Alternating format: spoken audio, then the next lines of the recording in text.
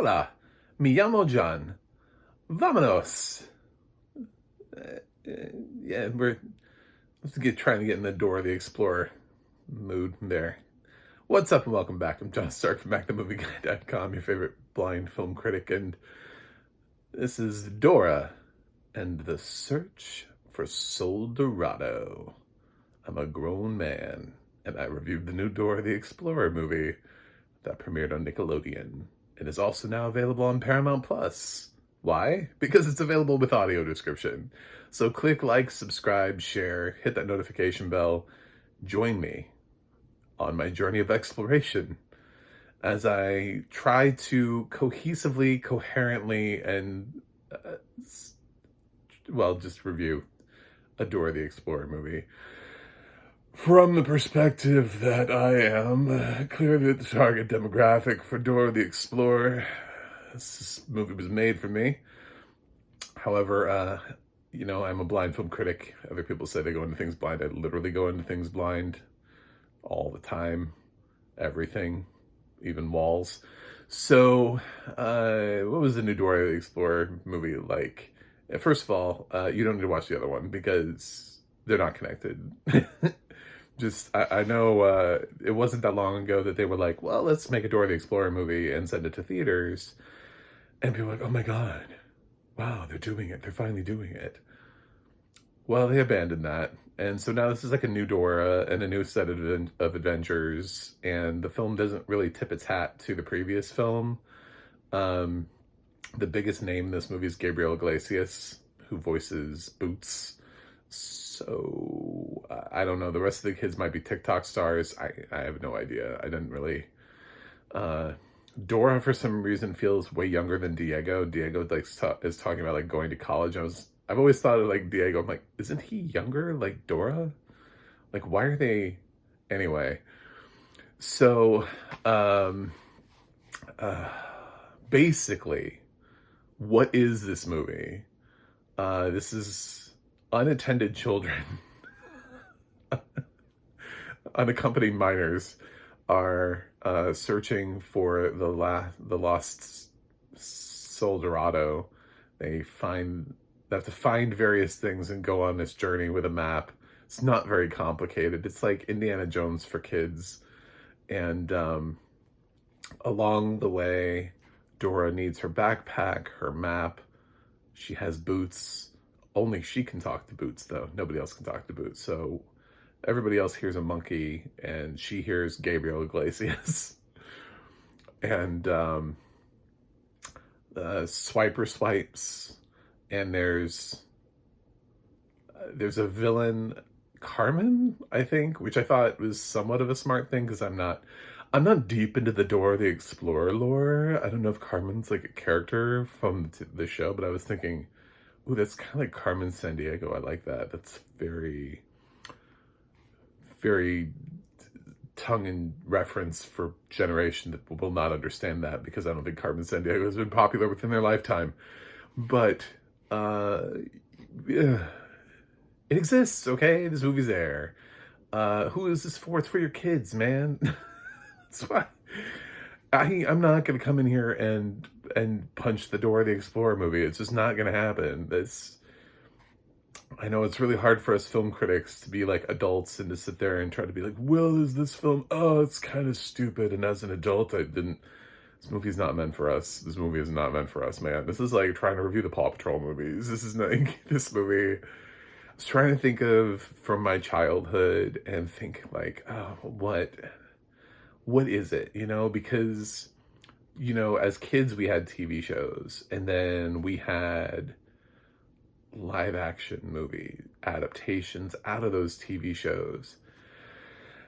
And so imagine if like YouTube was around at the time when like Follow That Bird came out, or like I was familiar with the Ninja Turtles because of their cartoon and action figures and stuff before there was a live action Ninja Turtles movie.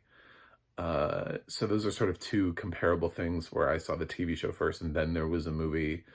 And the movie was somehow slightly of a different format. I didn't want to tag the DuckTales movie because that's the same, it's like the same sort of thing. It's just like a long DuckTales episode.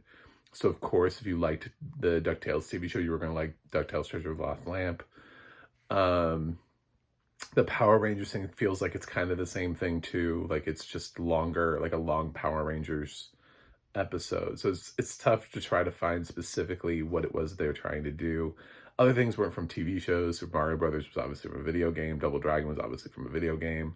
Street Fighter is obviously from a video game. You know what I'm saying? Like these were not all from TV show cartoons. So in what I grew up in and the things I was excited about as a kid, I don't really remember being excited for Follow That Bird. I just know that I saw it. And as a little kid, I grew up on Sesame Street. So I'm sure I enjoyed Follow That Bird when it went into theaters.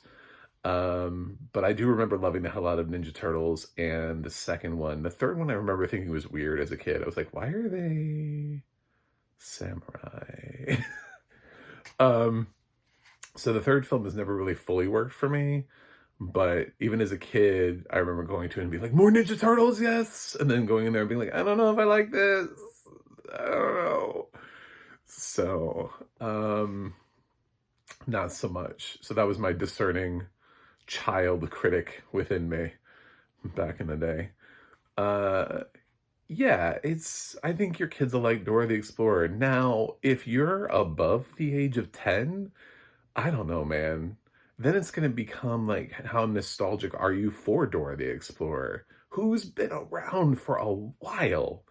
That's the thing. This film feels almost like a college humor short adapted into a feature because it leans so heavily into all of the things that have to do with the film franchise. With she talks to the audience. She does the map song. Of course, we have Boots and we have Swiper Swiped. She has so many. There was a moment, and it's in the trailer too. If you hover on Paramount Plus, you can actually sort of like watch the trailer. There's a moment where she says like, "Go, Diego, go," and I was like, "Oh God."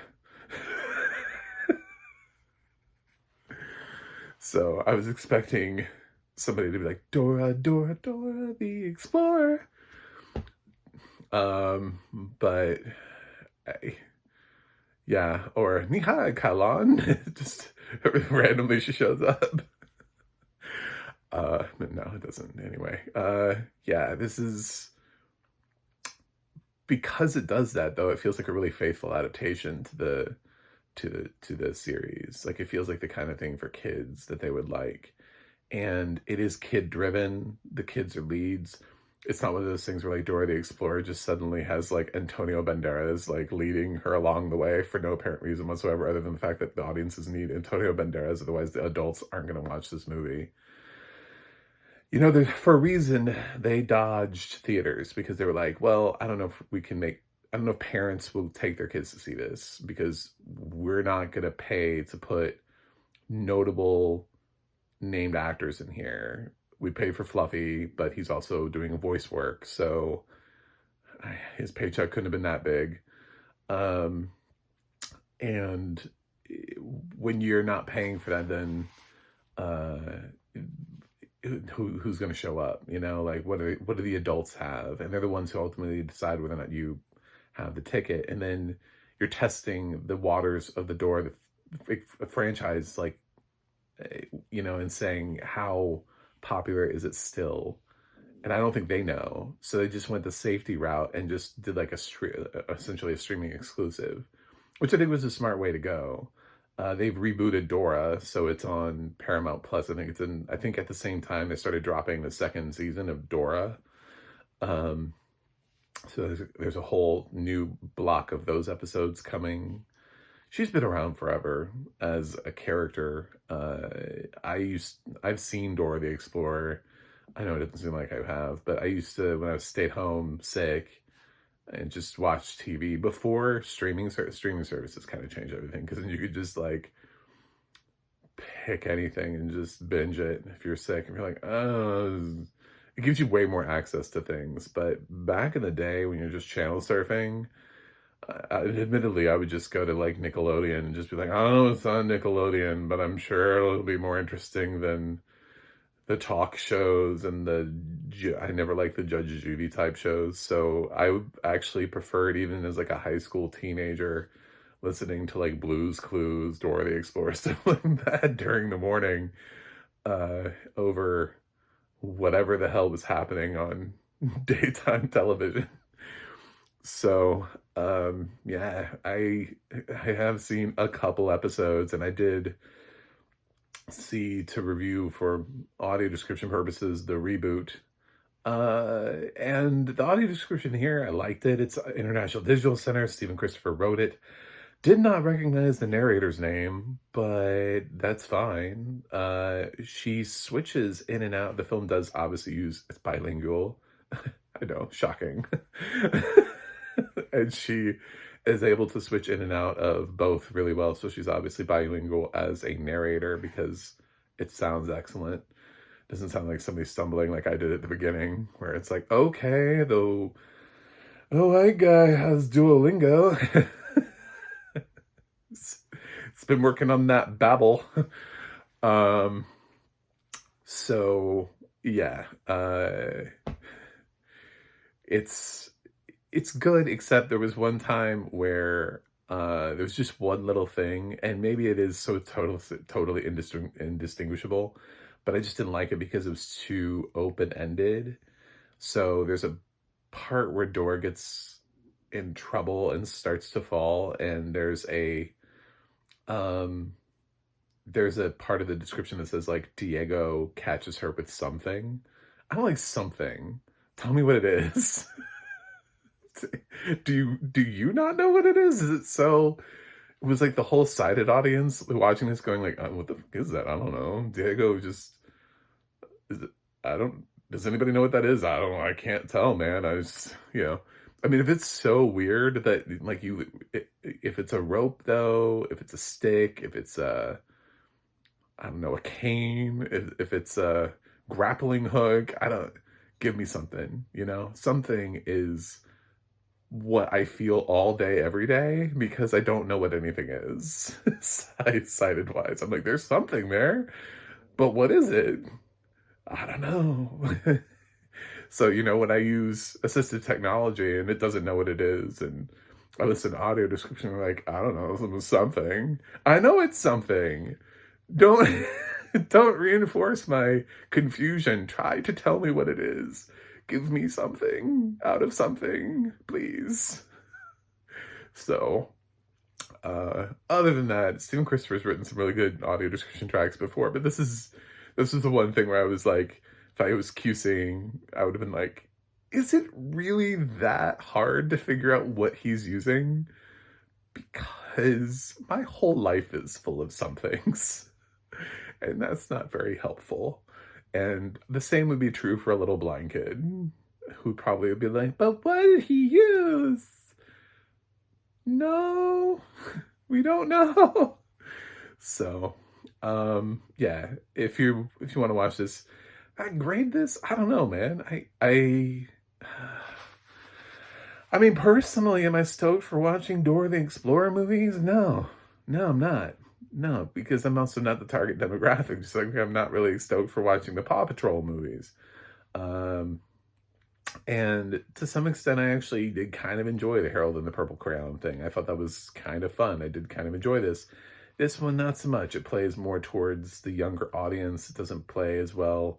It plays towards Dora fans. Like, if you're a lifelong Dora fan, even if you're an adult, but like Dora the Explorer was your thing, you'll probably love this, because this actually they don't try to grow it up and make it like more like real world. No, they just embrace all the things she does in the TV series and they put it in here. So it's more faithful to the TV show than it is anything else. It makes it kind of goofy, which is why it kind of makes it like, I don't know that adults would like it. But if you grew up on it, you probably would. I didn't grow up. I just am aware. Like, I didn't grow up with Blue's Clues. I wasn't a little kid with Blue's Clues. I just have seen Blue's Clues and I'm aware of Blue's Clues. I'm aware of Dora the Explorer. So, I don't know what to do with this. I refuse to give it a bad grade because I actually think for what it is, it probably is doing exactly what it needs to do. This is where it would help, like, if I had kids, because then I'd be like, "My kids loved it," which is the whole point. But I just wanted to talk about the audio description, which I thought was really good. And there aren't enough blind film critics for us to be like, well, let's check on the blind film critic who also has kids. And those kids are blind. What's up with you? Hey, did your kid, the I'm trying to like reach a broad demographic. Will your kids like it? Probably. Yeah. I'm just gonna give it and say screw it. I'm gonna give Dora the Explorer a B. I don't think it's excellent. I don't know that I don't know that your kids are gonna find that it becomes the defining movie of their generation, but I think it'll be enough that they'll enjoy it. It moved pretty quickly. Unless it was about an hour and a half, maybe a little bit longer. And it's not hard to follow. Uh, so, there you go. Your Dora the Explorer review. Thanks for watching. Thanks for subscribing. And I will see you guys on the other side.